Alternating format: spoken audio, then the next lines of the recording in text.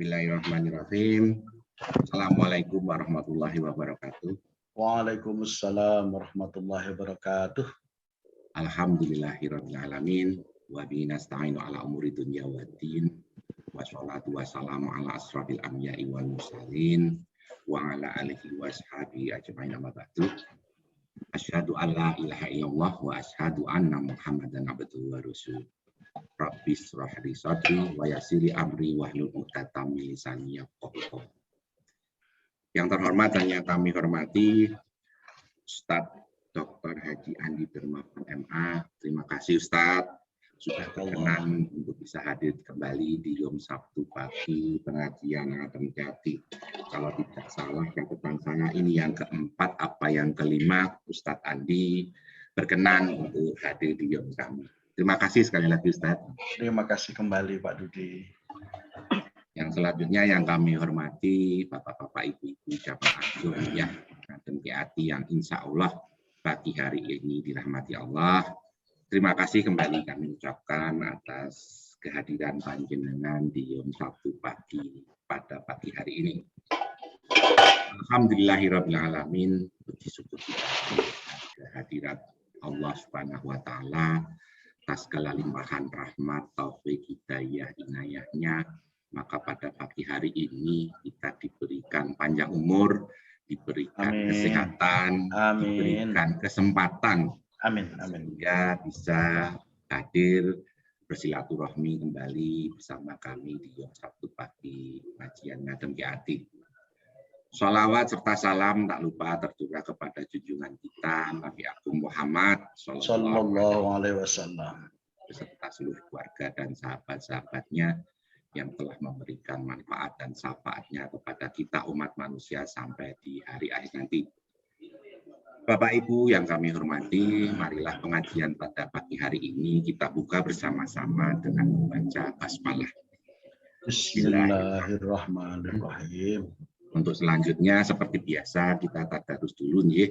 Nanti kita akan membaca surat Al-Ikhlas, surat Falaq, surat An-Nas, dan ayat kursi yang akan dibimbing oleh Jeng Wisnu. Monggo Jeng Wisnu bisa dimulai nggih. Bapak Ibu boleh mic-nya dibuka nggih enggak apa-apa. Sebelumnya izin dulu ya, kita membaca ayat kursi dulu. Kita mulai dengan ta'awud, karena selalu kita membaca ta'awud sebelum membaca penggalan ayat ataupun bacaan ayat ya. Kemudian kita lanjutkan dengan 3 kulnya, masing-masing 3 kali nanti. Tapi kita hanya membaca 1 kali basmalahnya untuk yang masing-masing surat 3 kulnya ya. Jadi kita mulai.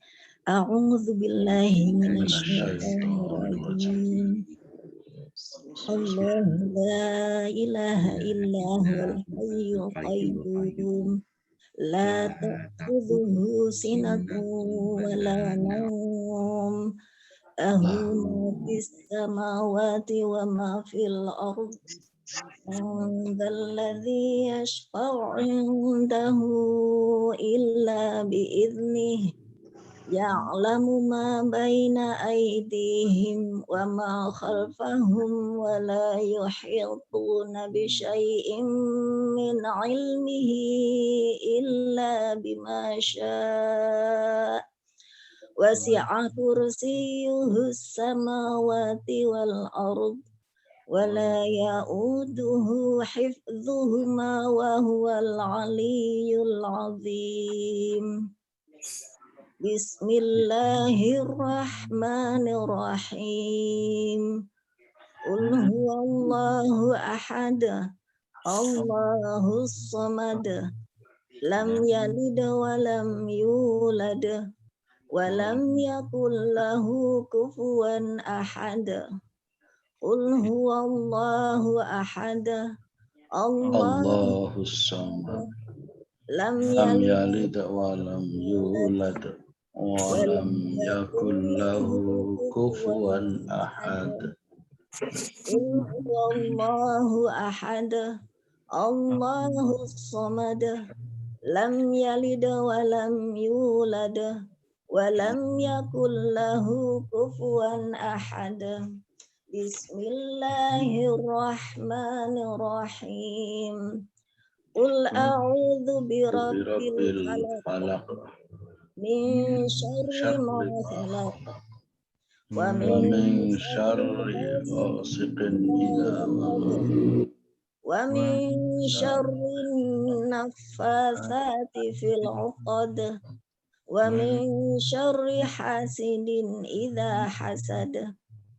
Qul a'udzu birabbil falaq min syarri ma khalaq wa min syarri ghasiqin idza waqab wa min syarri naffatsati fil 'uqad wa min syarri hasidin idza hasad. Qul a'udzu birabbil falaq min syarri ma khalaq wa min syarri ghasiqin idza waqab wa min syarri naffatsati fil 'uqad wa min syarri hasidin idza hasad. Bismillahirrahmanirrahim. Qul a'udzu birabbin nas, malikin nas, ilahin nas, min syarril waswasil khannas, alladzi yuwaswisu fi sudurin nas, minal jinnati wan nas. Qul a'udzu birabbin nas, malikin nas, ilahin nas, min syarril waswasil khannas, alladzi yuwaswisu fi sudurin nas, minal jinnati wan nas. Qul a'udzu birabbin nas, malikin nas, ilahin nas, min syarril waswasil khannas, alladzi yuwaswisu fi sudurin nas, minal jinnati wan nas. Shadaqallahul azim. Aku berlindung kepada Allah dari godaan syaitan yang terkutuk. Allah tidak ada Tuhan selain Dia, yang maha hidup, yang terus-menerus mengurus makhluknya, tidak mengantuk dan tidak tidur. Miliknya lah apa yang ada di langit dan apa yang ada di bumi. Tidak ada yang dapat memberi syafaat di sisinya tanpa izinnya. Dia mengetahui apa yang di hadapan mereka dan apa yang di belakang mereka. Dan mereka tidak mengetahui sesuatu apapun tentang ilmunya, melainkan apa yang Dia kehendaki. Kursinya meliputi langit dan bumi, dan Dia tidak merasa berat memelihara keduanya. Dan Dia maha tinggi, maha besar. Dengan nama Allah yang maha pengasih, maha penyayang, katakanlah, Dialah Allah yang maha esa. Allah tempat meminta segala sesuatu. Allah tidak beranak dan tidak pula diperanakkan. Dan tidak ada sesuatu yang setara dengan Dia. Dengan nama Allah yang maha pengasih, maha penyayang, katakanlah, aku berlindung kepada Tuhan yang menguasai subuh, dari kejahatan makhluk yang Dia ciptakan, dan dari kejahatan malam apabila telah gelap gulita, dan dari kejahatan perempuan-perempuan penyihir yang meniup pada bul-bul talinya, dan dari kejahatan orang yang dengki apabila dia dengki. Dengan nama Allah yang maha pengasih, maha penyayang, katakanlah, aku berlindung kepada Tuhannya manusia, Raja manusia, sembahan manusia, dari kejahatan bisikan setan yang bersembunyi, yang membisikkan kejahatan ke dalam dada manusia, dari golongan jin dan manusia. Benar Allah dengan segala firman-Nya. Wassalamualaikum warahmatullahi wabarakatuh. Waalaikumsalam warahmatullahi wabarakatuh. Alhamdulillah wa syukurillah. Terima kasih pada Jang Wisnu dan Pembina yang sudah tadarus kita pada pagi hari ini. Untuk selanjutnya, monggo Ustadz Andi Dermawan, waktu kami persilakan Ustadz. Matur nuwun. Assalamualaikum warahmatullahi wabarakatuh. Waalaikumsalam. Bismillahirrahmanirrahim. Assalamualaikum warahmatullahi wabarakatuh. Waalaikumsalam. Alhamdulillahirabbil alamin alladzi 'allamal insana ma lam ya'lam. Asyhadu an la ilaha illallah wahdahu la syarikalah wa asyhadu anna Muhammadan abduhu wa rasuluh. Allahumma salli wa sallim wa barik ala Muhammad wa ala ali Muhammad.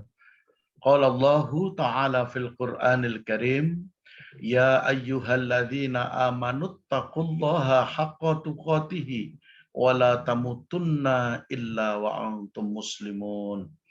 Wa qala aidan qu anfusakum wa ahlikum nara. Shadaqallahul azim. Sehat semua ibu-ibu, bapak-bapak? Alhamdulillah, Ustaz. Alhamdulillah, bersyukur kepada Allah di antara orang-orang yang sakit kita masih disehatkan.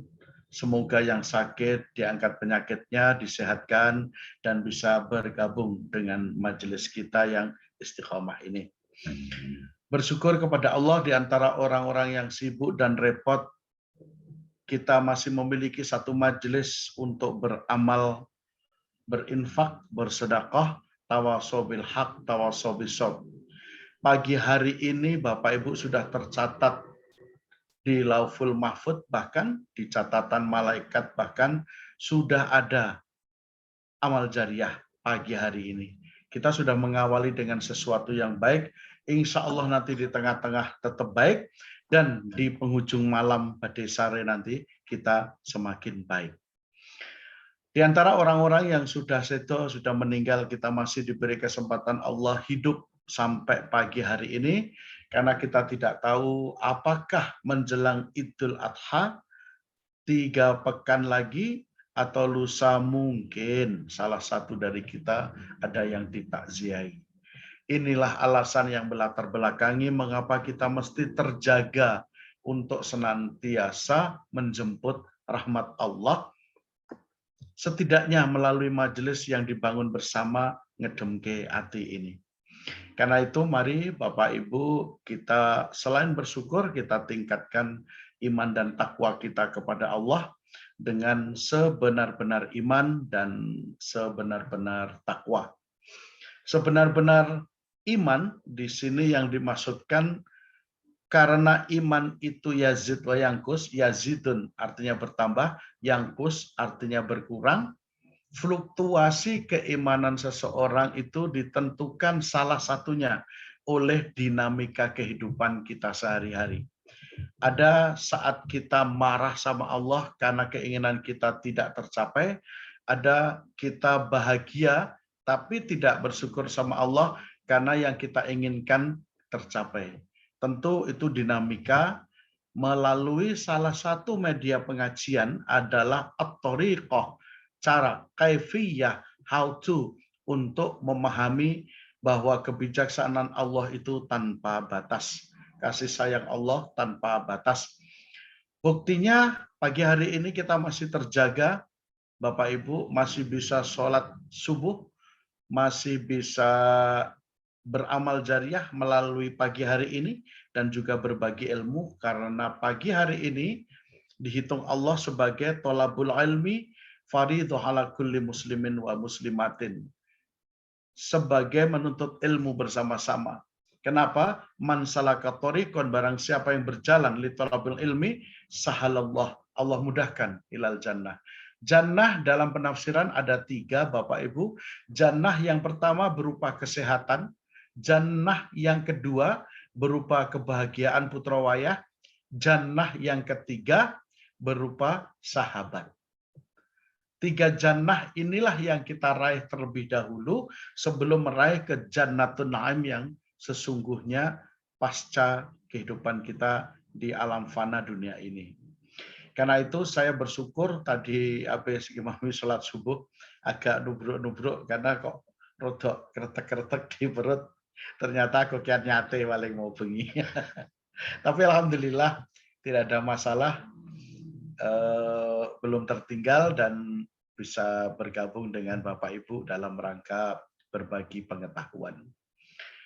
Jamaah ngedemke hati yang dimuliakan Allah, yang wajib, kenapa istilahnya wajib, kita syukuri, karena mungkin pagi kita tidak baca Quran, tapi pagi hari ini kita mendengarkan ibu membaca, sama nilainya dengan kita membaca. Walaupun kita diem atau berengengeng, atau midhangetaken mirengke mendengarkan saja, itu mutasawi alaman qara'al Quran. Mutasawi sama alaman atas siapapun yang membacanya dan kita mendengarkannya. Itu beruntungnya ikut ini. Mungkin kalau langsung aktivitas lain, kita tidak beruntung hanya dapat subuhnya. Tapi pagi hari ini kita bertambah. Nah, meneguhkan iman dan takwa, Bapak Ibu, salah satunya melalui ini. Jadi yang diuntungkan di majelis ini banyak. Yang pertama dan utama, kita yang hari ini bermuajahah, bertemu dalam majelis ilmu, dan nanti yang mendengarkan ketika oleh pengurus diupload di media. Amal jariah terus mengalir, Bapak Ibu. Andai saja kuburan mata kita ini dibuka oleh Allah untuk mampu melihat sesuatu yang gaib, mungkin orang-orang yang berikhtiar mengajak kebaikan di atas kuburnya itu sinar dari atas turun. Kenapa? Amal jariah terus mengalir. Bayangkan ibu bapak terus nongol di YouTube. Pak Dudi mengupload. Kelak kita wafat dan itu masih ditonton orang, itu amal jariah terus mengalir. Wallahu a'lam bishawab. Kita kadang merasa yang kita lakukan bukan apa-apa, tapi di hadapan Allah itu luar biasa. Nah, karena itu ketakwaan seseorang selain ditentukan oleh dinamika, termasuk juga keimanan, ditentukan juga oleh situasi man haula. Man haula itu siapa di sekeliling kita. Man, siapa, haula yang ada di sekeliling kita. Itu menentukan.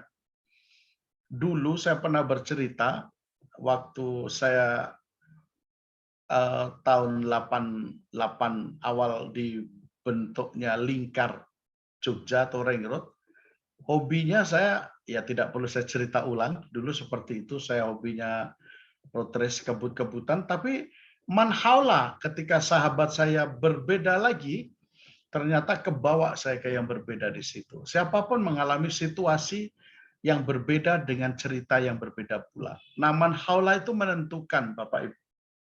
Manhaula yang kita dengarkan dari majelis ini bukan ceramahnya, tapi litambihil ghafilin. Cara Allah mengingatkan kita salah satunya lewat media seperti ini. Nah, iman dan takwa di sini ada sebuah cerita sahabat Umar. Sahabat Umar ketika bertemu dengan seorang penggembala. Kisah ini sangat legend, Bapak Ibu, karena menyangkut tentang spiritualitas yang konkret, bukan yang di alam maya.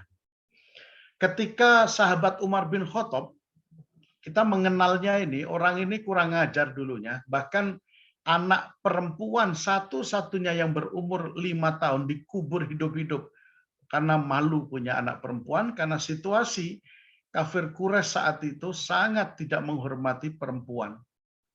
Sehingga Umar seperti itu. Tapi pertanyaannya, lihatlah siapa sekarang yang mendampingi makam Nabi. Bukan Utsman, bukan Ali. Makam Utsman Ali jauh berkilo-kilo dari Makkah, dari Madinah. Tapi siapa yang mendampingi di makam Rasulullah? Salah satunya adalah sahabat Umar bin Khattab. Karena itu, bagi para pendosa, siapapun orangnya, selama belum syirik, Allah tetap ampuni. Tentu, la soghair ma'al istimror. Tidak ada dosa kecil jika dilakukan terus-menerus. Wala kabair. Dan tidak ada dosa besar ma'al istighfar. Jika dibarengi dengan istighfar. Istighfar dalam tafsir ulama bukan sekedar mengucap Astagfirullahaladzim saja, tapi juga istighfar dalam bentuk semacam ini, kita mencari media agar diri kita mengalami perubahan yang baik. Nah, sahabat Umar demikian juga ketika beliau seorang khalifah.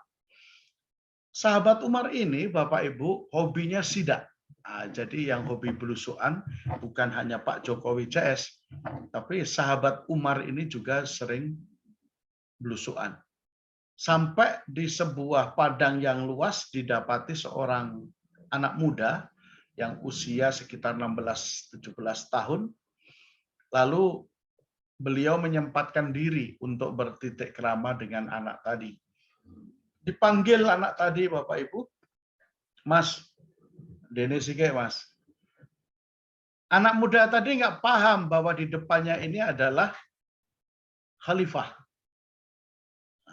Anak tadi nggak mengerti bahwa di hadapannya adalah pejabat negara, nomor wahid. Lalu mendekatlah anak muda tadi, Bapak Ibu. Ada apa, Pak? Sini, lungguh gini. Lalu ditanya sahabat Umar, Mas, itu kambing yang jumlahnya ratusan itu apa milikmu? Iya, benar. Tapi milik dalam pengertian saya dibayar pagi, pulang sore oleh majikan saya. Jumlahnya berapa? Ratusan. Bahkan beranak pinak pun, majikan saya tidak tahu pasti jumlahnya. Saya pun juga nggak tahu. Nggak tahu sampean jumlahnya berapa pasti. Nggak tahu, Pak. Oh gitu. Nah, disitulah muncul cerdiknya sahabat Umar, lalu menguji anak tadi, Bapak Ibu. Mas, itu kambing yang paling besar depan itu kalau saya beli gimana? Oh ya, enggak apa-apa, Tuan. Silakan ke rumah, ketemu majikan saya, transaksi, selesai. Orang ngono, Mas. Maksud saya gini loh. Kan kamu yang menggembala. Iya. Jumlah kambing ini kan kalau hilang 5 aja, gimana? Oh, enggak ngefek, Tuan. Oh, majikan saya enggak tahu pasti jumlahnya kok. Hilang 5 enggak ngefek. Oh gitu. Oh, ya, ya, ya. Nah, gini, Mas. Kamu kan miskin. Butuh duit. Ya toh? Iya. Gimana kalau kambing itu saya beli? Neng, enggak usah di rumah lah. Ribet sama kamu aja lah di sini. Wah, ya enggak gitu, Tuan. Nah, terus gimana? Sudahlah, kita tahu sama tahu aja lah. Oh, majikanmu sugih kok, orang kaya. Bahkan kehilangan 5 ekor kambing pun enggak ngefek. Allah tahu kok soal itu. Allah kan maha ampun dan maha penguasa. Terus maunya Bapak gimana? Iki ana duit sekian dinar, silahkan diambil. Aku nggak arep lapor, nggak arep masalah kok. Lalu diberikan Bapak Ibu oleh sahabat Umar tadi beberapa dinar. Anak tadi terkesima kaget ketika dimasukkan ke kantong celana sebelah kanan. Wah, kok ngeten pripun toh, Pak? Kok gini gimana? Sudahlah, nggak apa-apa. Tuhan tahu kok kamu butuh itu, Tuhan tahu. Saya juga nggak akan lapor. Anak tadi berdiri, Bapak Ibu, dengan mata memerah, dada berguncang. Nah, sahabat Umar mengira duitnya kurang. Oh, gigi loh, tak tambahin meneh. Ini saya tambahi lagi beberapa dinar. Lalu dimasukkan kantong sebelah kiri. Apa yang terjadi setelah itu? Penggembala tadi meletakkan tangannya di dada sahabat Umar. Beliau nggak tahu. Keduanya juga tidak saling tahu. Bahkan anak muda tadi, anak kecil tadi, tidak tahu kalau itu pejabat. Itu khalifah. Tuan, Pak, kalau Bapak ingin membeli kambing, silahkan ke rumah. Bukan sama saya. Saya memang miskin, saya memang butuh uang, saya memang kepepet, Pak. Tapi caranya nggak begini. Jawab Umar gimana? Alah, Mas, sudahlah, Mas. Kita tahu sama tahu aja lah. Tuan, Tuhannya Tuan, Tuhan saya, Tuhan majikan saya, senantiasa melihat transaksi kita siang hari ini. Mendengar ucapan yang keluar dari mulut anak muda penggembala kecil tadi, Bapak Ibu, sahabat Umar menetes air mata lalu berkata, "Sodaqata, Anda benar." Sore harinya Umar ke rumah lalu dibelinya beberapa ekor kambing. Kemudian dia izin ke majikan tadi untuk membebaskan dia dari budak. Lalu bebaslah anak tadi dan beberapa ekor kambing domba diberikan ke anak muda tadi, Bapak Ibu. Sudah bebas dari perbudakan, sudah bebas dari pembantu, masih diberi modal oleh sahabat Umar, tentu dari uang pribadinya. Nah, mari kita ulas dari sisi psikologisnya, Bapak Ibu. Yang pertama, anak tadi seandainya mengutamakan akalnya saja, tentu anak tadi akan ngomong gini dalam hati, "Oh, Andring, saya kan butuh duit. Jangan-jangan ini doa saya selama ini dijawab Allah lewat cara seperti ini." Tapi tidak dilakukan loh Bapak Ibu itu. Tidak terbersit sedikit pun di pikirannya. Atau mungkin yang kedua, secara emosional. Oh, ya Allah, benar ternyata Allah ini maha baik. Seandainya pun saya menerima duit dari pembelian ini, insya Allah majikan saya tidak marah lah. Wong dia orang kaya, cuma kehilangan satu, wong hilang 5-10 gak ngefek, apalagi kehilangan cuma satu. Pasti memaklumi. Tapi tidak dilakukan juga Bapak Ibu. Atau mungkin yang ketiga, saking tinggi spiritualitasnya merasa dekat dengan Allah, lalu anak tadi bergumam, "Ya Allah, Engkau benar-benar maha pengasih dan penyayang. Tahu aja saya butuh duit. Tiba-tiba ada rezekimu lewat dodolan wedhus." Misalnya begitu. Tapi nggak dilakukan loh jamaah. Ketiga pikiran tadi, itu tidak dilakukan, tidak terbersit. Baik secara akal, intelektual, baik secara kolbu, feel, emosional, atau yang ketiga secara emotif, jaupun atau intuisinya juga tidak bicara seperti itu. Tapi yang terjadi apa, Bapak Ibu? Anak tadi mensinergikan ketiga hal tadi. Inilah yang disebut dengan spiritual commitment. Spiritual commitment, dia berpikirnya tidak parsial. Apa parsial itu? Akal berjalan sendiri, emotional question berjalan sendiri, spiritual question juga berjalan sendiri. Tapi tidak. Dia integrasikan ketiganya dalam behavior. Saya mengulas beberapa pertemuan yang lalu, Bapak Ibu, berkaitan dengan pandangan psikologi melihat perilaku perbuatan manusia. Yang sudah pernah saya sampaikan, habit, kebiasaan, itu untuk reminder saja. Habit itu melahirkan value, nilai. Nilai itu menentukan attitude. Attitude itu memunculkan belief. Belief dari habit, value, attitude, belief menciptakan behavior, perilaku. Jadi perilaku yang dilakukan oleh manusia itu tidak mungkin ujuk-ujuk, tiba-tiba, tapi ada latar belakangnya, Bapak Ibu. Ada latar belakang. Contoh, ketika ibu-ibu bersepakat memiliki ladang amal jariyah berupa ngedemke ati, tentu munculnya dari seseorang. Dari seseorang itu kemudian diflorkan ke kelompok yang lebih luas, lalu Allah beri rahmat di situ. Karena rahmat Allah lah, maka lembaga ini berdiri. Dan tentu lembaga ini berdiri tidak sekedar pengajian. Lalu Allah tiupkan lagi rahmat di situ. Bagaimana menyantuni fakir miskin. Bagaimana menyantuni orang-orang yang membutuhkan. Disitulah sebenarnya yang dimaksud oleh Kiai Al-Hajj Ahmad Dahlan, Allah yarham. Ahmad Dahlan memaknai Al-Ma'un itu tidak berhenti pada bacaan Al-Ma'un, tapi Ahmad Dahlan berhenti pada pembangunan tempat ibadah, pembangunan panti-panti, pembangunan ruang-ruang pendidikan, pembangunan majelis-majelis taklim. Ciri manusia yang imtaknya meningkat, cirinya sama Allah diberi rahmat.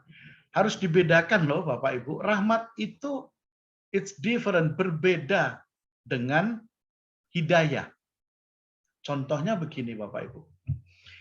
Ada orang yang tidak pernah sholat, tidak pernah puasa, sesekali berbuat baik, tidak pernah zakat apalagi, sama sekali tiba-tiba nongol di tempat majelis sholat misalnya. Maghrib datang juga bro, ingat Tuhan ya misalnya. Orang yang bukan hanya jarang, tidak pernah tiba-tiba mendekati tempat ibadah, maka orang tadi disebut mendapatkan hidayah. Dari yang sama sekali, maka disebut hidayah. Aslul fi'li, asal kata dari huda. Huda itu petunjuk artinya Bapak Ibu. Berbeda dengan rahmat. Kalau rahmat itu, contohnya Allah mengistiqomahkan kita. Allah meluaskan alam pikir kita tentang ladang amal jariah. Allah memberi kemudahan kita untuk bersyarikat dalam kebaikan atau fastabiqul khairat. Itu rahmat. Jadi kalau ada saudara kita, misalnya mohon maaf, yang tidak pernah ikut pengajian, tiba-tiba bisa ikut dan bertubi-tubi mengikuti, ini disebut rahmat. Kita masuk surga atau neraka, itu konteksnya dengan rahmat Allah, Bapak Ibu. At-thoriqah, kaifiyahnya melalui amal jariyah. Amal jariyah dilakukan tentu memiliki ladang. Ladangnya bisa berupa panti, ladangnya bisa berupa masjid, ladangnya bisa berupa majelis-majelis. Begitu mudahnya dalam Islam, sehingga kita sangat mungkin memiliki bank amal jariyah. Ketika dosa-dosa kita ini ditimbang, bisa jadi berimbang, artinya dosa kita terampuni tapi masih pakpok dengan kebaikan kita, tapi sangat mungkin kebaikan ini over, lebih banyak dari yang buruk yang kita lakukan. Itulah mengapa Allah memberi underline, memberi rumusnya, "Waman ya'mal mithqala dzarratin khairan yarah, waman ya'mal mithqala dzarratin syarran yarah." Sederhananya seperti itu Bapak Ibu. Karena itu mudahnya kita beragama Islam dan sulitnya kita beragama Islam, mudahnya terlalu banyak amal jariah yang bisa kita lakukan. Contoh sederhananya, ketika Pak Dudi mengelola sebuah lembaga Islam dalam rangka menyantuni orang-orang yang butuh, kita punya duit nggak usah banyak lah, 100.000 saja. Pas kelingan, lalu ditransfer. Besok enggak karena lupa, atau pas tidak punya atau belum punya. Mudah sekali. Ada 50 kita kirim. Ada 20.000 kita kirim. Sederhana saja. Kenapa saya berikan contoh sederhana? Karena konteks dalam Islam man haula, yang terdekat dahulu sebelum yang terjauh. Itu konsepnya Bapak Ibu dalam Islam. Jadi ayahi dulu yang kanan kiri kita, baru yang terjauh. Boleh nggak langsung terjauh Pak? Boleh. Tapi afdhalul amal, sebaik-baik amal adalah man haula, ngomberi, mengenyangi kanan kiri kita terlebih dahulu. Seperti kita membantu Palestina luar negeri, itu saudara kita, iya pasti. Tapi ada yang lebih menderita, jangan-jangan di belakang rumah kita, kanan kiri kita, atau sahabat kita dalam satu majelis yang memang memiliki kelembagaan untuk bisa dibantu dalam keberlangsungannya. Contoh sederhananya seperti ini. Jadi man haula itu konsep yang paling mudah. Sulitnya di mana? Sulitnya agama Islam sekaligus pemeluknya cerdas, Allah itu kan tidak memiliki perbandingan, Bapak Ibu. Yang baru kita baca itu yang sering dibaca Rasulullah usai sholat 5 waktu. Kul tadi. Sederhana sekali. Jadi yang kita lakukan, Bapak Ibu rahimakumullah, adalah sesuatu yang sangat sederhana sebenarnya. Kebaikan-kebaikan dan peningkatan iman dan takwa sebenarnya mudah, tapi kita kadang yang seringkali memperumit kadang. Contoh, kenapa sulit? Karena Allah tidak punya perbandingan. Contoh, Bapak Ibu bisa menyebut karpet warna hijau. Indah, bagus warna hijau. Kenapa? Karena Bapak Ibu pernah melihat warna merah, warna biru, warna kuning, warna hitam dan putih. Setiap perbandingan yang ada membuat indikasi kita mampu merefleksi, memperspektifi dari objek materi yang kita saksikan. Bagaimana dengan Allah? Sulit, Bapak Ibu. Itulah kenapa orang ATS itu RAM-nya kurang dari 1 giga. Kalau zaman kita namanya RAM-nya cuma sak Pentium. Belum sampai Pentium 2, underdose. Saya tunjukkan underdose-nya orang-orang ATS. Orang ATS kan tidak percaya sama Tuhan gara-gara Tuhan nggak bisa dilihat. Sederhananya itu. Padahal secara logika saintifik, sesuatu yang bisa dilihat itu pasti kualitasnya sama dengan yang melihat. Jadi kalau Tuhan hadir dalam bentuk raga seperti kita, punya mata, kaki, hidung, atau minimal bisa diprediksi personifikasi Allah, maka dia pasti bukan Tuhan. Karena zatnya sama dengan kita. Padahal sang pencipta yang menciptakan itu tidak mungkin punya perbandingan dan bisa diprediksi. Itulah kenapa Qul huwallahu ahad itu salah satunya lahir. Bapak Ibu rahimakumullah. Kalau saja ada Tuhan ilah-ilah yang lain, misalnya Tuhan yang satu mentekel kayak binaraga misalnya begitu, kemudian Tuhan yang satu bisa khusus ngurusi angin dan hujan, Jogja hujan terus sampai saiki, padahal musim kemarau. Mungkin diumumkan dari Januari, maaf manusia, tahun ini musim kemarau kita tiadakan untuk sementara. Mungkin butuh iklan itu, maka Tuhan bisa kita personifikasi. Tapi Allah kita analognya, Bapak Ibu menggambar, begitu indahnya menggambar, sampai gambar itu seperti hidup. Tapi kan tidak sama dengan kita yang menggambar, Bapak Ibu. Dia berada dalam genggaman kita. Kita yang menoreh pena itu.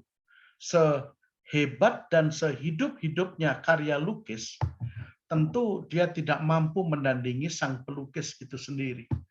Itulah kenapa lagu Pelukismu Agung itu isi yang luar biasa lagu anak-anak itu dulu. Sekarang lagu anak-anak beda. Pelukismu agung, siapa gerangan, pelangi, ciptaan Tuhan. Itu sederhana, tapi nilai spiritualitasnya tinggi. Nah, berikutnya Bapak Ibu, setelah jelas spiritual commitment adalah integrasi antara keduanya, maka dari itu kita Bapak Ibu mesti ada kenaikan kelas dari ibadah yang kita lakukan. Apa kenaikan kelas? Kalau masih for elementary, mohon maaf, saya membagi ini hanya untuk memudahkan penjelasan saja, tapi sebenarnya tidak ada pembagian begini dalam Islam. Kita berharap masuk surga, Bapak Ibu. Kita takut sama neraka.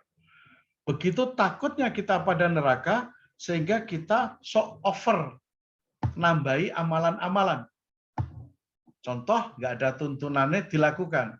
Alasannya, Allah Maha tahu kok. Nanti tahulah Allah dewe ben sing bedakne mana baik mana buruk. Nggak bisa begitu Bapak Ibu. Kalau memang sesuatu bisa dilakukan tanpa tuntunan dan pasti semua baik, kalau kita sepakat ya monggo. Nanti kalau dahar pagi doanya Allahumma inni a'udzubika minal khubusi wal khobais. Kalau semuanya boleh dan baik. Itu kan masuk kamar mandi, toilet, Pak. Iya, tapi kan baik. Ya rakolu lah, Pak. Masa doanya itu kan ada doa yang lain. Iya kan? Kalau begitu sholat zuhur jangan jam 12, kurang sedikit sekarang. Karena kita mau bepergian, langsung wae dirapel sampai subuh ketemu subuh. Jadi kayak sholat taraweh. Tidak bisa. Kenapa ada at-thariqah wa kaifiyah? Yang namanya mahdhah mesti ada tuntunan. Yang sosial sangat baik untuk ditambahi. Boleh ditambahi tanpa dasar, boleh diperluas tanpa dasar, hal-hal yang berkaitan dengan sosial. Bapak Ibu, contoh, kenapa infak sedekah tidak ditentukan minimal sekian? Beda dengan zakat fitrah misalnya. Kenapa? Karena di situ ladang amal kita yang bisa kita perluas. Biasanya seket kita perkuat pas dapat rezeki 1 juta misalnya. Tidak ada namanya bid'ah, malah hasanah. Tapi berbeda dengan ibadah mahdhah. Pas sholat saking getolnya, saking senengnya subuhan 2, ketoke kok kurang. Tambahi meneh loro. Ben sholatnya lebih tumak ninah. Kan jadi nggak diterima Tuhan. Wong dasarnya 2 rakaat menjadi 4. Itu yang dimaksud dengan menambahi Bapak Ibu. Maghrib 3, karena lagi semangat sholat ditambahi 2, jadi 5 rakaat. Maka dalam mahdhah itu sesuai dengan yang diajarkan Quran, hadis, ditambah oleh ulama-ulama kita yang menafsir dengan baik. Sementara ibadah sosial itu boleh ditambahi, boleh diperluas, dan boleh diperbanyak. Sedikit pun juga diterima oleh Allah. Nah, ini kemudahan Islam. Karena itu kenapa Bapak Ibu, Allah tidak memperlihatkan diri, karena Allah tidak mungkin mata kita mampu melihat seperti sombongnya Musa di Bukit Tursina yang ingin melihat wajah Tuhannya. Lalu sama Allah dibilang, "Hai Musa, ikhla nak laika, copot kedua terumpahmu itu." Baru ndangak mau melihat Allah meletik terlempar di Bukit Tursina. Allah baru menunjukkan cahayanya, belum jati dirinya. Karena itu mata kita bisa buta dan tidak mampu melihat karena yang membuat kita yang menampakkan diri. Itulah kenapa alat ukurnya adalah emanasi. Ciptaannya. Kenapa? Dalam diri manusia terdiri dari miliatan sel-sel manusia. Ini salah satu contoh sederhananya, Bapak Ibu. Nah, oleh karena itu, saya akhiri dengan sebuah cerita. Ada dulu perempuan Muslim namanya Rabi'ah Al-Adawiyah, Bapak Ibu. Hidupnya pada tahun berapa? 701 Masehi. Dalam keilmuan Islam, dia dipandang sebagai filosof muslimah pertama. Perempuan pasca Abi Dzar Al-Ghifari, sahabat Rasulullah. Apa yang dilakukan oleh Rabi'ah Al-Adawiyah? Setelah Rabi'ah akan muncul Al-Kindi nanti. Rabi'ah ini, dia lari-lari di tempat-tempat ibadah, tangan kanan membawa kayu bakar, tangan kiri membawa air. Lalu ditanya sama sahabatnya, Mbak, ngopo mloya-mlayu kaya wong kelangan opo? Anda kenapa lari ke sana kemari kayak kehilangan sesuatu atau cari sesuatu? Apa kata Rabi'ah? Itu tangan kananmu apa? Kayu bakar. Oh, kayu bakar mau saya pakai untuk membakar surga. Karena orang terlena dengan surga. Terus tangan kiri bawa air. Saya mau siram api neraka. Karena dia menyesatkan manusia yang bikin ketakutan. Kalimat metaforis yang disampaikan oleh Rabi'ah Al-Adawiyah, perempuan hebat pertama dari semua filosof-filosof di dunia ini. Kenapa? Dia ingin menunjukkan bahwa bercinta dengan Allah, bersujud di hadapan Allah, itu menggunakan konsep mahabbah. agama cinta. Mahabbah. Cinta kepada Allah dan para nabinya itu konsepnya mahabbah. Tidak dengan kekerasan. Mahabbah, agama cinta. Goalnya la'allakum tattaqun. Tali sambung antara mahabbah dengan la'allakum tattaqun itu adalah tauhidullah. Jadi tauhidullah, Bapak Ibu rahimakumullah, dia yang menjembatani antara mahabbah kepada Allah dan makhluknya dalam rangka menuju la'allakum tattaqun. Itu Bapak Ibu. La'allakum tattaqun. Jadi kalau orang mencintai Allah, konsepnya mahabbah bila kaifa, tanpa tuntutan sama sekali. Inilah yang akhirnya disebut dengan ridho. Jadi kalau Bapak Ibu dan saya berusaha untuk mencapai ridho Allah, surga neraka itu sudah nggak kita butuhkan Bapak Ibu. Dia hanya berhenti pada fisik. Surga itu kelezatan, neraka itu penderitaan, titik. Maka konsep iman dan takwa kita sudah di atas fungsi kebutuhan physically. Tapi dia masuk ke alam ma'rifat. Yang kita butuhkan dalam bahasa Abraham Maslow itu physical need. Kebutuhan physical need. Tapi kalau sudah sampai aktualisasi diri, itu adalah ridho Allah. Termasuk pagi hari ini, ketika pengurus yang diwakili Pak Dudi mengumpulkan kita, Pak Dudi ini gelar sajadah ombo banget. Kita diminta duduk bareng, kita ngobrol bareng di sini. Ini yang salah satu at-thariqah, jalan menuju ridho Allah. Ini Bapak Ibu rahimakumullah. Karena itu konsep beragama menuju ridho Allah sebenarnya cara kita untuk sudah tidak lagi, ya Allah, aku sudah puasa, aku sudah bersedekah, aku sudah mengurus makhlukmu yang lain, mana surgamu? Walaupun itu boleh halal dan sah. Tapi kembali ke level tadi, mohon maaf, bahasa saya saja level, tapi dalam Islam tidak ada level. Bahwa level kita ini Core i7, Bapak Ibu, minimal Core i3. Kita di atas 2 giga. 2 giga, karena server kita cepat, buffering kita juga luar biasa ngebutnya. Berbeda dengan Pentium 1 tadi, yang butuh awal yang baik. Majelis ini sudah lama, Bapak Ibu dan saya sudah rata-rata di atas 50-60.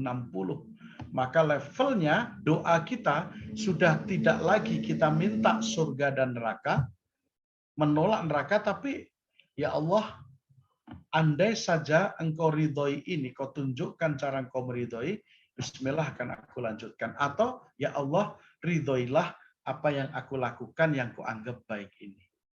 Ridho Allah di atas surga neraka tadi Bapak Ibu. Karena itu agama Islam mesti dimulai dari para pemeluknya konsep mahabbah, agama cinta dulu. Supaya kita menyayangi yang berbeda dengan kita. Supaya kita tidak menyalahkan yang salah menurut kita. Tapi kita berfungsi sebagai bengkel. Yang kita dalam hal tertentu mampu membantu memperbaiki. Tapi bengkel resmi, bukan sidik-sidik ganti onderdil, tapi kita bengkel rohani yang bisa membantu saudara kita. Ini Bapak Ibu, karena itu keyword dari pertemuan ini adalah penyembahan adalah kunci semua aksi. Apa yang kita sembah menentukan apa yang kita lakukan. Kalau kita menyembah singa, kita akan mengaum. Kalau kita menyembah berhala, kita akan membatu. Karena itu semoga majelis ini dirahmati oleh Allah, dijaga keberlangsungannya, diangkat penyakitnya buat saudara kita yang sakit, dan bisa dihadirkan pada pertemuan-pertemuan ke depan. Is yatalaqal mutalaqiyani anil yamin wa anil shimal qaidun. Allah tempatkan dua malaikat, yang satu di sebelah kanan, yang satu di sebelah kiri, senantiasa mencatat perbuatan kita sehari-hari. Demikian Bapak Ibu Majelis Ngedemke Ati.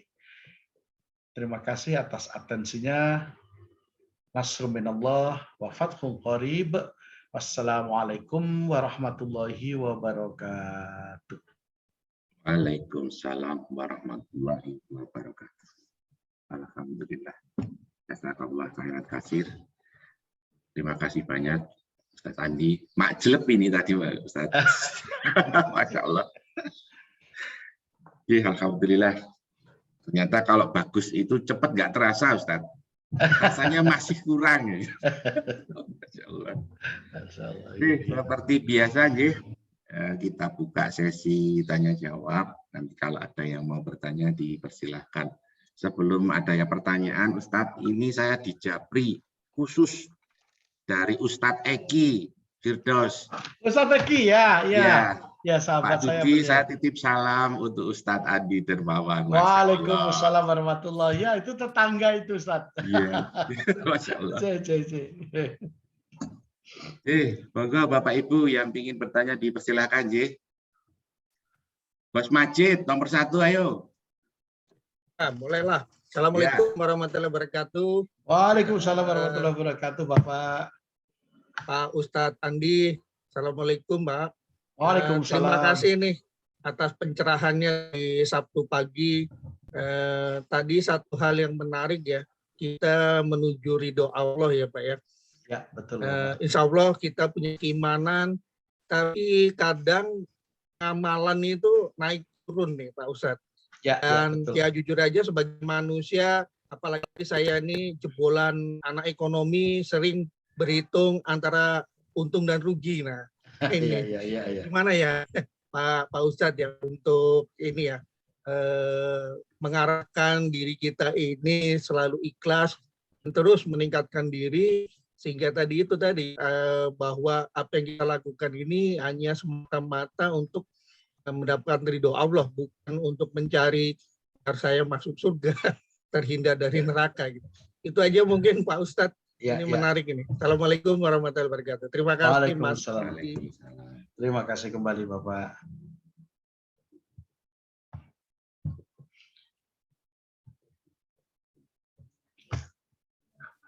Ini Ustadz bisa langsung langsung ya. Baik. Terima kasih Bapak, terima kasih. Alhamdulillah. Untung rugi. Secara kalkulatif, manusia itu diizinkan Allah untuk berpikir untung rugi. Secara kalkulatif. Mana ajaran Allah kalkulatif? Wa may ya'mal mithqala dzarratin khairan yarah. Kemudian yang kedua dzarratin syarran yarah. Dzarratin khairah itu yang baik, dzarratin syarrah itu yang buruk. Itu dasar Allah mengizinkan kita berkalkulasi. Nah, kalau berkalkulasi diizinkan, maka tentu membawa peningkatan ketika kita beragama. Peningkatan dalam bentuk apa? Dalam bentuk perspektif, Bapak. Sudut pandang. Itu tadi. Jadi bukan berarti kalkulatif itu berdosa atau salah, tidak. Tapi kalkulasi ini membawa dampak kalkulasi ke yang lain. Membawa dampak. Jadi Allah tidak melarang, membolehkan. Tapi yang lebih diinginkan Allah bukan kalkulasi itu, tapi apa? Ridho Allah. Bahasanya yang digunakan oleh surah Al-Ikhlas yang nggak ada kata ikhlasnya, yaitu itu tadi, orang berlega hati untuk bukan memberikan, tapi melepas sesuatu yang dianggapnya tidak dibutuhkan. Sederhananya begitu, Bapak. Kenapa yang tidak dibutuhkan? Ada dua kalimat, dua kata kontradiksi antara melepas dan yang tidak dibutuhkan. Kenapa dilepas? Karena itu sangat kita butuhkan. Contoh, Quran menggunakan istilah ishtaro tijaroh, jual beli. Itulah konsep dari untung rugi tadi. Tapi dari ishtaro tijaroh, Allah menggarisbawahi, yaitu keridhaan di antara pembeli. Saya bawa ke sana dulu. Nah, keridhaan antar pembeli itulah yang disebut dalam Islam sahnya transaksional. Tidak ada tekanan. Nah, tidak ada tekanan inilah dalam bahasa agama disebut ridho, Bapak. Nah, pertanyaannya terus supaya lebih meningkat, lebih baik lagi, bagaimana kita bisa istiqomah dan ridho dari RAM kita yang 1 GB bisa menjadi 4 GB ke atas, atau di atas Core i3 dan Core i7. Cara meningkatkan ada 3. Yang pertama adalah kolega, Bapak. Kolega, Bapak Ibu. Kolega itu menentukan loh, Bapak Ibu. Saya contoh buruknya. Dulu teman saya itu hobinya kebut-kebutan liar sebelum Ring Road ini jadi di Jogja. Karena kolega saya seperti itu, ya saya mendekati itu. Bahasa agamanya yushbihu ba'duhum li ba'din. Yushbihu menyerupai, ba'duhum li ba'din, bagian dari mereka. Sedikit banyak saya kena tumpahan. Nah, kolega. Ketika kita tetap berkolega tapi menambah kolega, bukan berganti loh Pak J. Kolega tetap kita jaga, lalu kita menambah komunitas yang lebih baik. Bapak punya kolega yang baik di saat kuliah, ada yang baik dan buruk juga. Kolega yang baik di kampung, ada baik buruk juga. Lalu menambah kolega di majelis ngedem ke hati. Nah, yang saya maksud kolega seperti ini. Jadi pertama mesti kita memilih kolega. Mana kolega yang cukup untuk candaan, mana kolega yang cukup untuk sekedar say hello, mana kolega yang bukan sekedar silaturahim tapi nambah ilmu dan kebaikan. Yang kedua, berkaitan dengan ladang amal, Bapak Ibu. Cara agar peningkatan tanpa kita sadari berubah menjadi ridho, itu ketika kita memiliki ladang amal. Memang kita ladang amalnya banyak, di tempat lain juga banyak. Tapi mengutamakan man haula, siapa yang di sekeliling. Sekeliling kita itu bisa sahabat kita, bisa kampung warga kita, bisa keluarga kita dalam pengertian keluarga kandung. Kita yang murah hati melepas rezeki melalui ladang amal tadi, itu at-thariqah lisahlillah, cara untuk mempermudah bagaimana Allah meningkatkan kita dari kebutuhan surga, keengganan neraka, berubah intaqala ila ridallah, berpindah kepada ridho Allah. Jadi ongoing proses, tentu karena ini dunia terus berjalan. Tapi yang pertama tadi Bapak, pertama kolega, kemudian yang kedua, contoh, kalau saya pikir, loh ngapain saya harus capek-capek di sini? Habis subuh saya bisa cari soto, goes, kan gitu ya. Saya bisa kemana yang saya suka. Kenapa harus duduk di depan laptop berjam-jam? Karena saya sedang mencari kolega, Bapak Ibu. Saya sedang membutuhkan ladang amal agar ada peningkatan dari butuh surga menjadi ridha Allah. Dan yang ketiga adalah ad-doa. Doa kita kepada Allah tentu sebaiknya kalau yang saya lakukan terakhir diakhiri, ya Allah, bahasa Indonesia saja, nggak perlu bahasa Arab. Ya Allah, tolong semua yang saya lakukan sehari ini dalam rangka mencari ridho-Mu, ya Allah. Nah, serahkan sama Allah, biar Allah yang menyeleksi mana yang dianggapnya kita butuh ridho, mana yang dianggapnya kita butuh surganya. Begitu Bapak, jadi agar kita ikhlas meningkatkan diri, pertama memastikan kolega kita, jangan meninggalkan kolega lama, tapi kita menambah kolega. Kedua adalah memastikan ladang amal kita, karena yang disebut rezeki dengan gaji beda. Kalau gaji yang menentukan manusia tiap bulan jelas, tapi kalau rezeki yang menentukan Allah, min haitsu la yahtasib, dari pintu yang tak terduga-duga.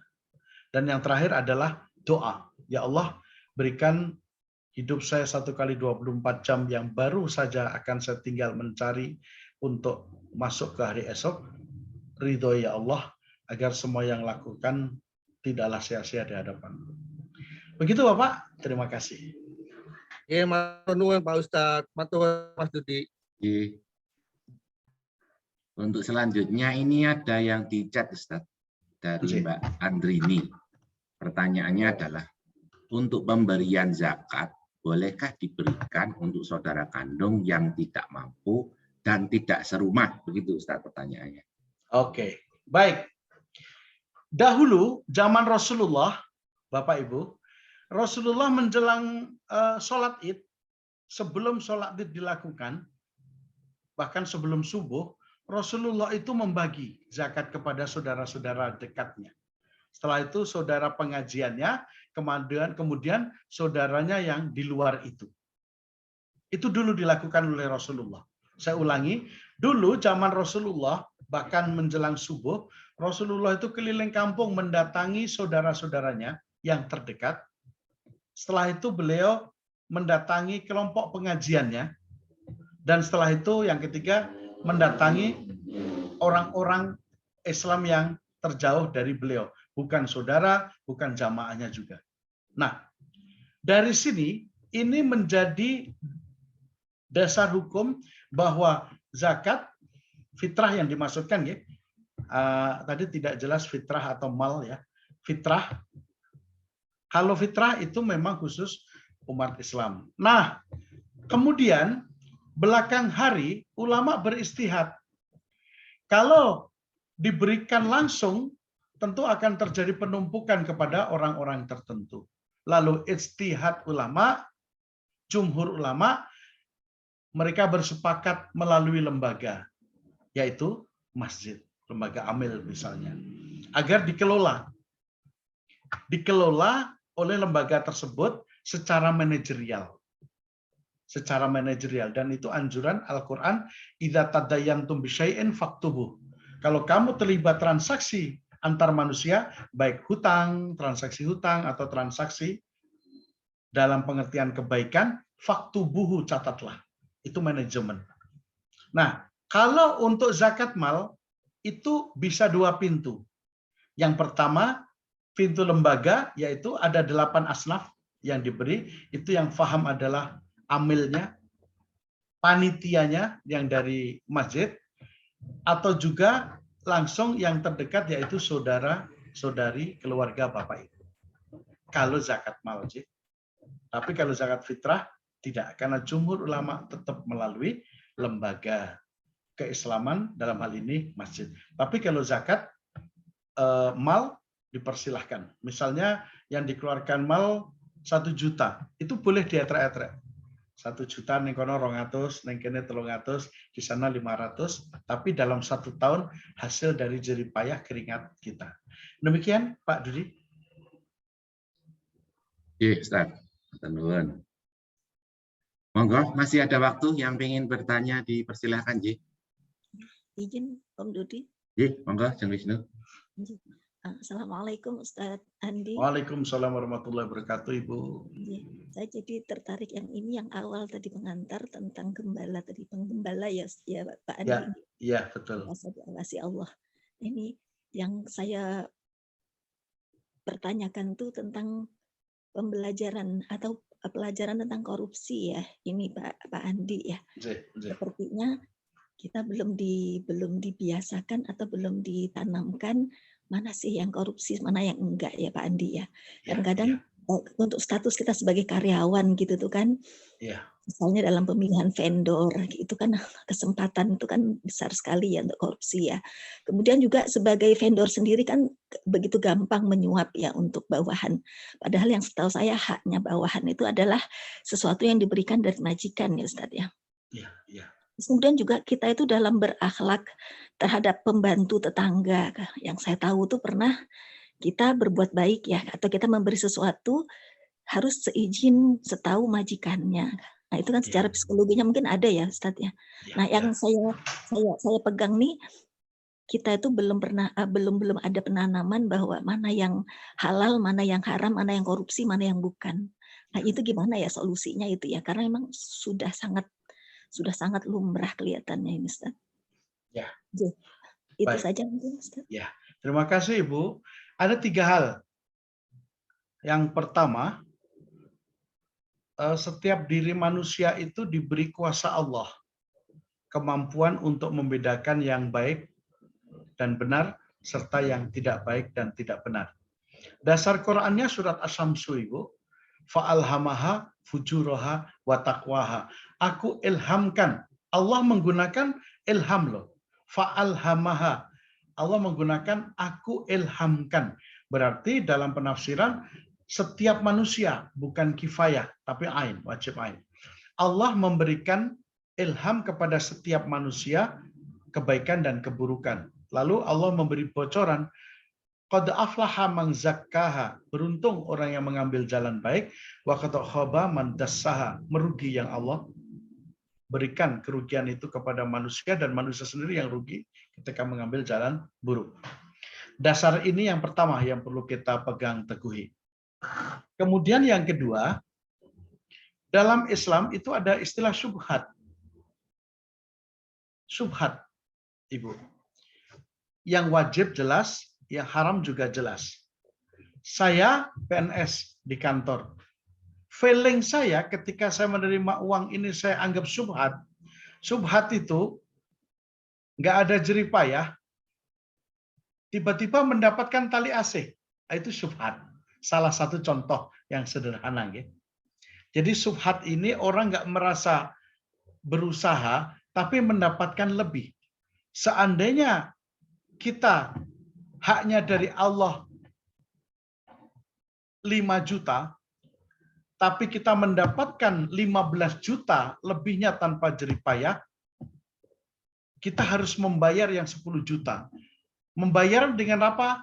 Pertama, ada sakit yang nggak kunjung sembuh, anak cucu yang sulit diatur, dan persoalan-persoalan hidup yang tak kunjung selesai dengan baik. Empiriknya seperti itu, tapi tidak selalu mesti seperti itu, Ibu. Nah, syubhat itu biasanya menghampiri kita di saat kita butuh. Di saat kita butuh. Tetapi beda loh dengan harga tinggi, itu bukan korupsi. Misalnya, saya sama Pak Dudi jual sepeda. Sepeda yang saya beli ini 500.000, tapi karena lagi end-endnya goes, lalu sepeda ini saya tawarkan 5 juta. Orang boleh kok memaki saya. Alah Pak Andi ini golek kesempatan, sepeda 500 dijual 5 juta. Seandainya Pak Dudi maupun dengan grundel, itu tidak bisa disebut korup atau berdosa, tidak. Bahasa Jawanya salah sendiri mau beli, kan begitu. Walaupun di situ ada masalah. Masalahnya apa? Tidak terjadi ridho sama ridho. Yang terjadi ridho sama kepeksa. Yang ridho saya, 500 dijual 5 juta mau, ya saya ridho. Ya jelas ridho, uang 10 kali lipat. Lalu Pak Dudi kepaksa. Tapi gimana lagi, nggak ada sepeda yang seperti ini yang saya butuhkan. Ketidakseimbangan ini, itu tidak menimbulkan dosa, tapi yang menimbulkan dosa hubungannya, Bapak Ibu. Hubungan saya sama Pak Dudi jadi masalah. Jadi bukan transaksi tadi yang berdosa. Itu tadi. Nah, beda dengan korupsi. Kalau korupsi itu, bahasa sederhananya dalam kamus besar, mengambil yang bukan haknya. Itu sederhananya. Mengambil yang bukan haknya. Itu sederhananya. Bentuknya bisa bermacam-macam. Nah, yang perlu ditanamkan kepada keluarga kita, baik yang sudah terlanjur begitu atau belum, yang kita tanamkan satu hal, Ibu. Apa? Syubhat.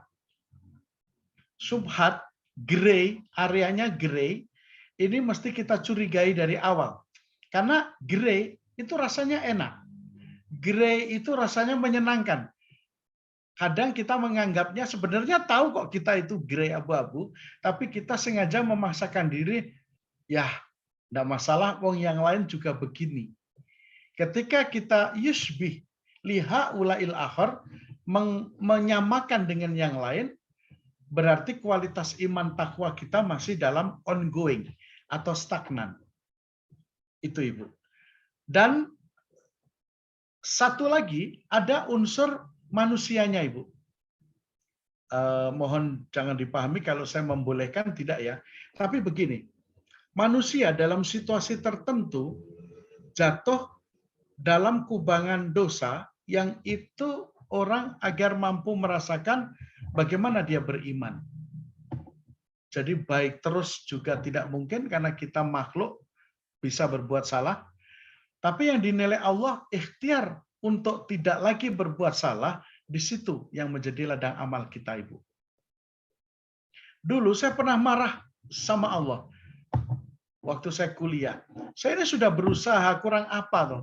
Masa minta ini aja nggak diizinkan gitu.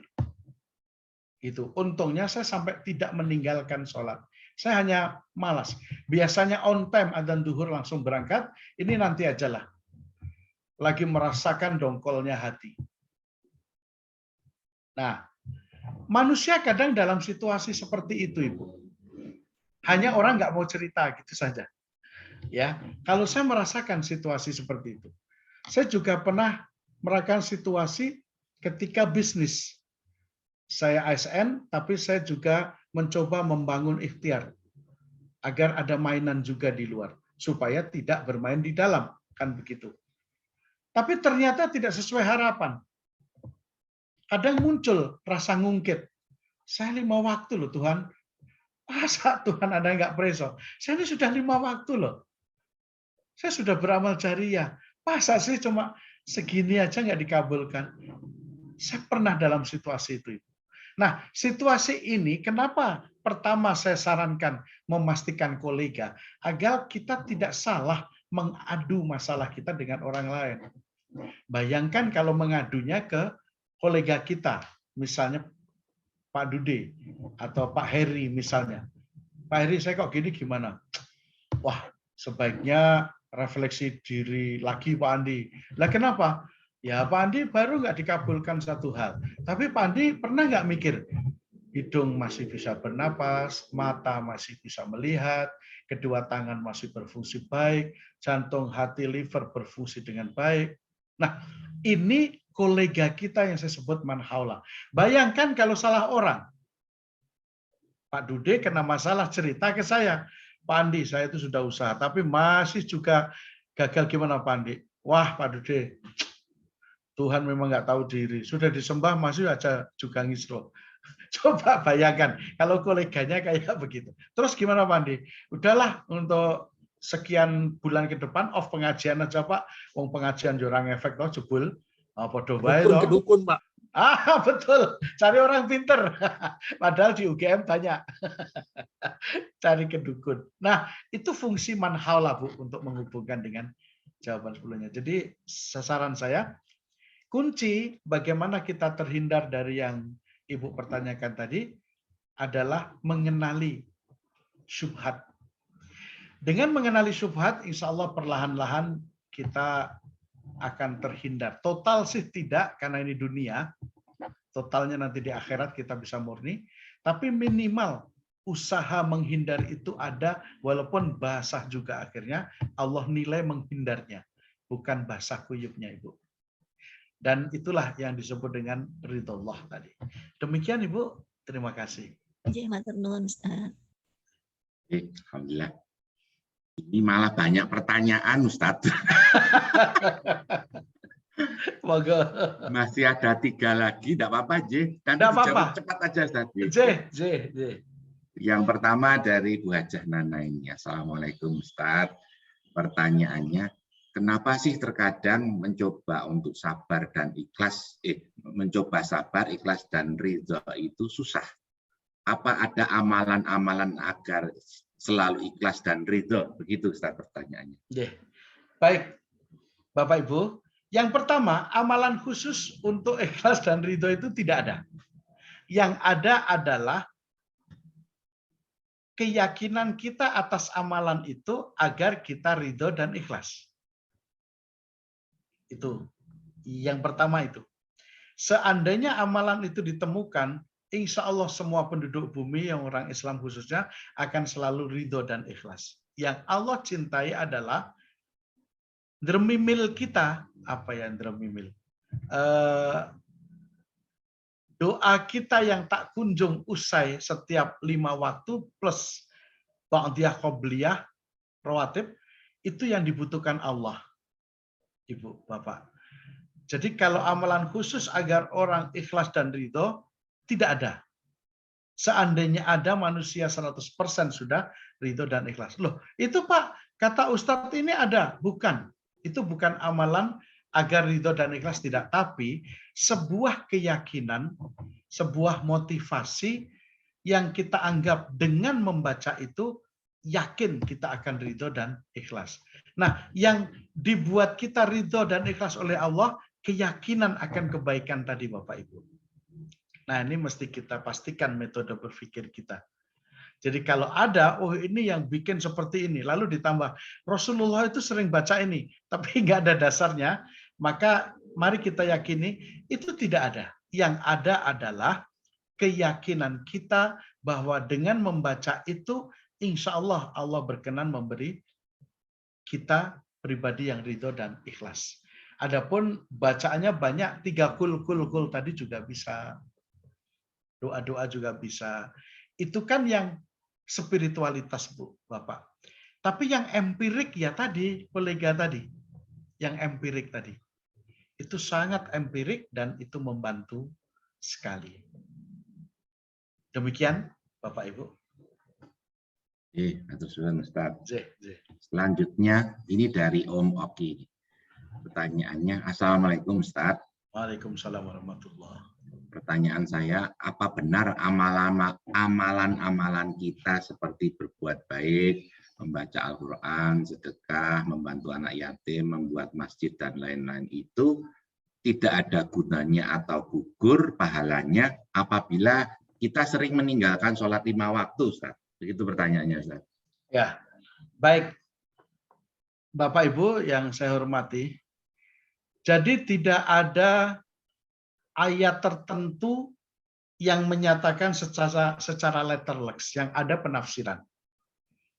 Menurut Ibnu Taimiyah, Allah memberikan jariyah itu per item, tidak dikebiah-uyah. Contoh, orang minta, ya Allah, berikan saya istiqomah dalam hal sholat. Sholat diberi istiqomah, tapi dalam sosial mungkin ada masalah. Itu integrated, semua yang kita lakukan. Nah, kaitan dengan 5 waktu, amalan itu sudah saya sampaikan dasarnya tadi, Bapak Ibu. Dasarnya adalah wamay ya'mal mithqala tadi. Baik yang kita lakukan baik, tetap kita memiliki bank amal jariyah soal itu, Bapak Ibu. Kaitan dengan sholat yang dianggap menggugurkan semua hal, itu konteksnya adalah as-sholatu imaduddin. Sholat tiang agama. Yang disebut tiang di sini konteksnya adalah aqama yuqimu, mendirikan. Bukan amila ya'malu, mengerjakan. Jadi mendirikan sholat yang dimaksud, kalau orang sholat, tentu imbas dari sholat kebaikan. Tapi kalau tidak, berarti ada masalah dengan keistiqomahannya. Jawaban yang ketiga, yang terakhir, ada pendapat 2 ulama. Kelompok ulama yang pertama bahwa orang yang tidak sholat akan menggugurkan semua amalan baik yang dia lakukan. Nah, ulama yang kedua, orang yang meninggalkan sholat, dia berdosa pada apa yang dia tinggalkan, kewajiban kita kepada Allah, tetapi kebaikan-kebaikan yang pernah dia lakukan, itu menjadi kebaikan dia sendiri. Maka harapannya ketika orang meninggalkan sholat, tentu dia berdoanya, ya Allah, berikan kebaikan yang saya lakukan menjadi amalan bagiku. Tapi pertanyaannya juga, bagaimana bisa berdoa kalau sholat tidak dilakukan? Jadi itu Ibu jawaban saya. Kalau saya kurang bersepakat dengan meninggalkan sholat lalu semua amal kita hilang, itu tidak. Tapi sholat kita yang kita tinggal berdosa, tapi kita tetap mendapatkan amal jariah. Yang hilang semuanya ketika kita murtad. Bapak Ibu. Murtad itu semuanya hilang. Kembali ke nol. Termasuk hak waris, termasuk apapun itu hilang. Tapi kalau meninggalkan sholat, kebaikan tetap bisa kita dapatkan. Begitu Ibu. Tapi tentu untuk level orang yang takut neraka membutuhkan surga. Atau yang tidak takut neraka, nggak urusan dengan surga. Tapi untuk orang yang mencari ridho Allah, memastikan diri, meninggalkan 5 waktu, akan berefek diragukannya kebaikan kita di luar sholat 5 waktu. Demikian Bapak Ibu, terima kasih. Tenuran Ustaz. Selanjutnya ini dari Bu Listiorini. Pertanyaannya begini Ustaz. Bagaimana hukumnya jika kita mengurus sesuatu dokumen di suatu instansi dengan memberikan uang di luar biaya resmi dengan tujuan dokumen tersebut bisa cepat diselesaikan atau untuk biaya percepatan. Begitu Ustaz pertanyaannya. Baik, ada 2. Yang pertama, kalau yang berkeinginan itu kita, itu riswah, tetap haram dan berdosa. Itu riswah dihitungnya, karena kita yang mengajukan diri.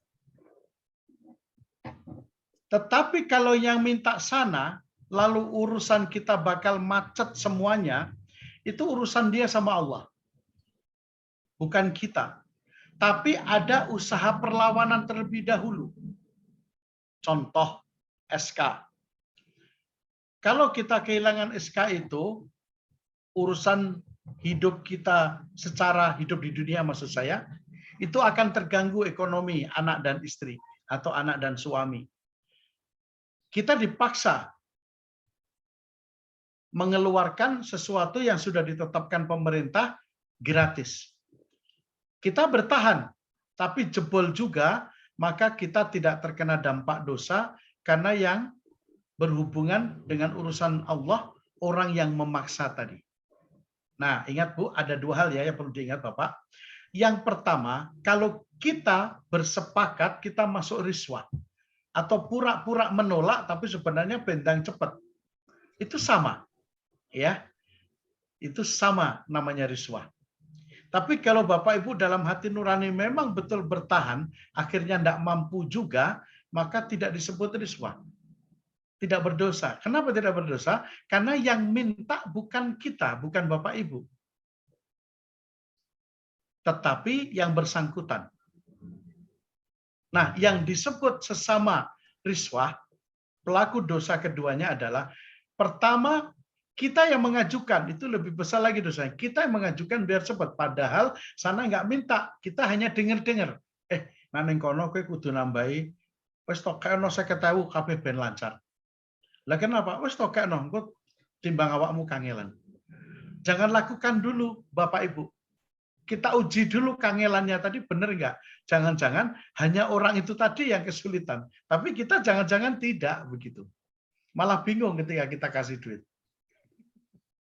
Ya, jadi yang pertama, jangan kita yang mengajukan dulu. Atau yang kedua, kita pura-pura melawan, tapi sebenarnya pengen juga pendang cepat, biar cepat urusannya. Itu juga masuk dosa dan riswah. Nah, in between itu kita bertahan memang betul-betul tidak, tapi akhirnya jebol juga, insya Allah, Allahu a'lam bishawab, yang bermasalah adalah yang memaksa tadi, karena mempersulit urusan hidup kita. Demikian Bapak Ibu, terima kasih. Nah, kalau itu sudah sistem gimana Ustaz? Kalau sudah sistem, yang menjadi masalah, satu, kita mesti memiliki manhaula, Bapak. Itulah gunanya partai, itulah gunanya jam'iyah, itulah gunanya jamaah. Seperti kalau kita sendiri marah, orang menganggap kita gila.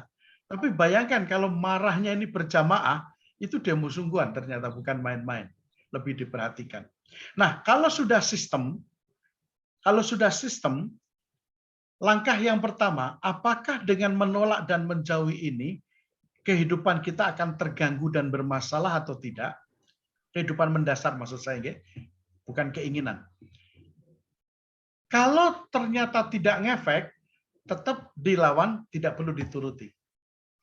Tapi kalau posisi kita lama secara ekonomi dan terganggu nanti kehidupan mendasar kita, bukan keinginan, kehidupan mendasar kita, maka tidak lagi dihitung menyerah kepada sistem, tapi kita melakukan itu karena paksaan situasi sistem tadi, Bapak. Maka di sini ada perspektif para ulama berbeda pandangan yang sama seimbangnya. Kalau saya tidak memilih kepada sistem, tapi situasi saya pilih, saya sedang berhadapan dengan siapa? Berurusan.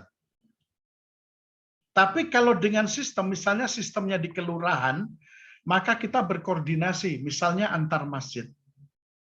Antar masjid kita berkoordinasi, kita menghadap Pak Kepala Desa, kelurahan misalnya, untuk menyampaikan masalah ini. Tapi kalau ternyata lurah bagian dari sistem, kita tidak terkena dampak berdosa, Pak, kalau kita melakukan itu, karena sudah ada ikhtiar. Dan ternyata kita berhadapan dengan gurita. Kita berhadapan dengan gurita. Tapi kalau kita menghajar juga, akhirnya kita konyol, nggak ada untungnya juga. Dasarnya contoh, babi itu haram hukumnya dimakan. Bahkan semua hal yang kotor ada di babi. Bahkan kotorannya sendiri dia makan. Sangat joroknya babi, lebih jorok dari anjing. Tapi kenapa ada rukhsah agama kita membolehkan dimakan? Lebih baik makan babi, nggo kecap sithik rada pedes, daripada kita mati di hutan. Yang salah satu imam madzhab justru mengklaim kue bunuh diri. Wong ada makanan kok nggak dimakan walaupun haram. Rukhsah inilah bisa menjadi salah satu dasar hukum selama kita memang ada ikhtiar. Jadi kalau sudah sistem lalu kita nyerah tidak bisa, mesti ada ikhtiar. Contoh yang saya contohkan tadi, kalau kita terganggu dengan sistemiknya di kelurahan, misalnya bikin KTP ditarik 50 sampai 250, kita yakin ini ada rukhsah unsurnya, lalu kita bersepakat fastabiqul khairatnya, mengkoordinasi dengan tempat-tempat ibadah lain, yang ada gereja silahkan dikoordinasi boleh, yang ada vihara boleh, yang ada masjid boleh, kita berkumpul dalam kebaikan, lalu kita bersama-sama menghadap di kelurahan, kita sampaikan keluhan ini tidak benar. Tapi kalau ternyata sistem ini gurita, ikhtiar itu sudah dilakukan, maka ketika kita masuk di dalam perangkap itu, bismillahirrahmanirrahim, insya Allah tidak terhitung dosa besar karena kita sudah berikhtiar. Dasarnya tadi, makanan tadi. Demikian Bapak, terima kasih. Pertanyaan terakhir Ustaz dari saya, Ji. Oke. Tadi tentang ketika kita di masa lalu dan masa sekarang, seperti Nyun Sewu tadi dengan matur, kalau dulu aku muda masih sering road race. Nah, dulu saya juga punya komunitas yang seperti ini Ustaz, namanya dulu saya kan jualan handphone di mall-mall gitu ya. Kebetulan teman-teman saya di sana kan bukan kebanyakan non-muslim gitu. Ya, istilahnya tidak ada halal haram, nek iso cuan ya sikat umpamanya gitu. Nah, ketika kita sekarang terus Nyun Sewu nek kumpul kok di hati sudah nggak srek gitu loh Ustaz. Bahasa gaulnya itu kita melipir daripada ketemu aku tak melipir gitu. Gimana Ustaz seperti itu? Ya, ada dua hal Pak Dudi. Jadi yang pertama, keinginan untuk itu sudah dinilai Allah sebagai amal jariah. Itu namanya an-niyah. Perbuatan baik dalam teori pengetahuan logika saintifik ada 3 Pak. Yang pertama niat yang baik, yang kedua cara yang baik, yang ketiga tujuan yang baik. Salah satu tidak ada maka gugurlah apa yang disebut dengan perbuatan baik. Dari an-niyah, Bapak sudah masuk literatur Islam, innamal a'malu binniyat wa kullu imri'in ma nawa. Dari niat. melipir-melipir itu kan bagian dari at-thariqah, cara menghindar, tapi kan tidak putus silaturahim. Hanya at-thariqah itu yang ternyata Bapak lama-lama merasa kurang berkenan. Itu justru diberi Allah pahala karena bagian dari an-niyah, at-thariqah. Nah, kemudian yang kedua, Islam juga memberi kita kebaikan. Apa itu? Wat bi'is sayyi'atil hasanah tamhuha. Wah, saya sebenarnya kalau ngisi begini selalu dengan praktek ya, karena ini daring, jadi insya Allah lain waktu kalau pas lurik. Saya punya cara untuk menjelaskan ayat secara empirik dengan alat. Jadi begini, wat bi'is sayyi'atil hasanah tamhuha. Iringi, lihat, Quran, hadis, bahkan literatur Islam lainnya itu cerdik dan cerdas menggunakan diksi. Dalam literatur ini menggunakan iringi, ya kan? Iringi keburukanmu dengan kebaikan. Tidak ada kata-kata ganti, badal as-sayyi'at wal khairat. Tidak, tapi watbi ittiba itu mengikuti, mengiringi dalam kamus besar bahasa Indonesia. Watbi isyatal hasanah tamuha, iringi keburukanmu dengan kebaikan. Mengiringi saja boleh. Panjenengan sudah dari niat untuk melipir-melipir, itu tentu lebih baik. Tapi tetap menjaga silaturahim, tapi menghindar cari gang pertama biar kita bisa tidak mesti jalan bareng dalam soal ini. Saya kira secara agama, bismillah, itu langkah ikhtiar yang baik yang dilakukan. Demikian Pak Dudi. Alhamdulillah, atas Ustaz. Jazakallah khairan katsir. Masuk banget ini Ustaz. Pertanyaan terakhir, kita bisa bertemu di lain waktu ya Ustaz. Insya Allah semoga cocok waktunya. Insya Allah, insya Allah. Jadi Ustaz. Jadi sebelum ditutup, nanti di doa dulu ya Ustaz. Siap-siap Pak. Alhamdulillah ini ada sedikit pengumuman. Insya Allah yang akan hadir di Sabtu depan adalah Profesor Dr. Suwijiyo Pramono. Kalau tidak salah ini yang kali kedua beliau insya Allah akan hadir di Yom Sabtu pagi. Kemudian pagi hari ini alhamdulillah tadi saya hitung yang join ada 56 Ustaz. Alhamdulillah. Di atas 50 itu seneng saya. Oke, sebelum ditutup Bapak Ibu mohon dibuka pic-nya nggih. Akan kita ambil gambar seperti biasa. Pak Cari. Monggo, nggih. Saged dibuka pic-nya. Kita foto bareng.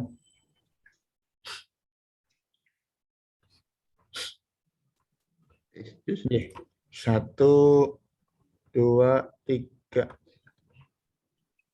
Satu lagi, 1, 2, 3. Nggih, sampun. Alhamdulillah.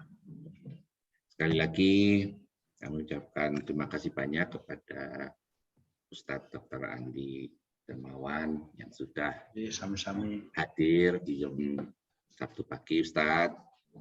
Permintaan kami insya Allah bisa ketemu kembali di sesi berikutnya karena saya ngerasa kok kayak cepet banget gitu loh ini apa itu. Amin. Moga Ustaz, sebelum ditutup dipimpin doa dulu nggih. Tolong akan mungkin ada teman-teman jamaah ini yang baru sakit dan sebagainya.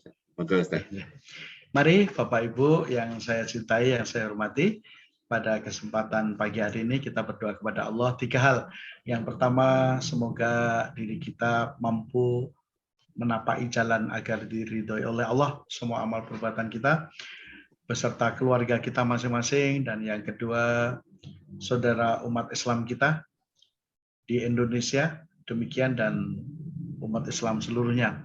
Kemudian yang terakhir, semoga kita dibuat Allah mudah memahami keislaman kita dengan baik, dengan sederhana dan bisa istiqomah.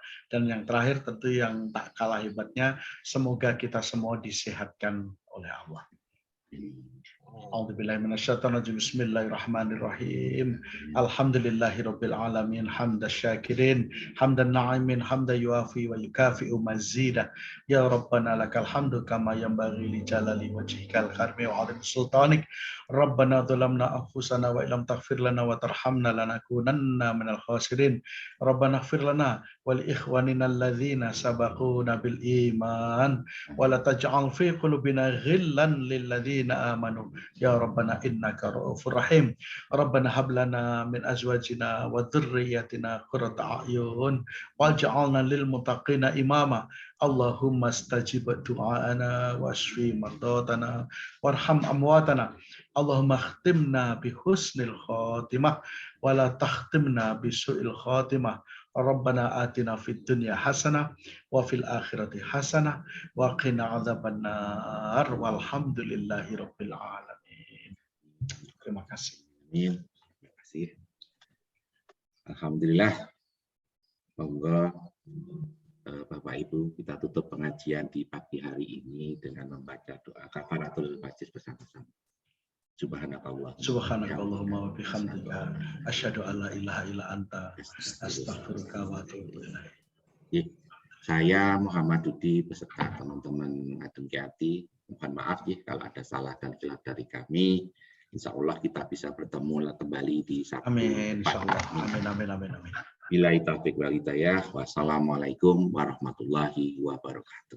Waalaikumsalam warahmatullahi wabarakatuh. Terima kasih Pak Dudi. Pak Ustaz Anji. Sama-sama. Om Jana, Pak Arman. Waalaikumsalam. Assalamualaikum. Waalaikumsalam. Matur nuwun Om Basari. Terus Om Dudi. Mbak Ratna matur nuwun. Om Pak Heru matur nuwun Mas Dodi. Nggih, matur nuwun Mbak Iki. Assalamualaikum.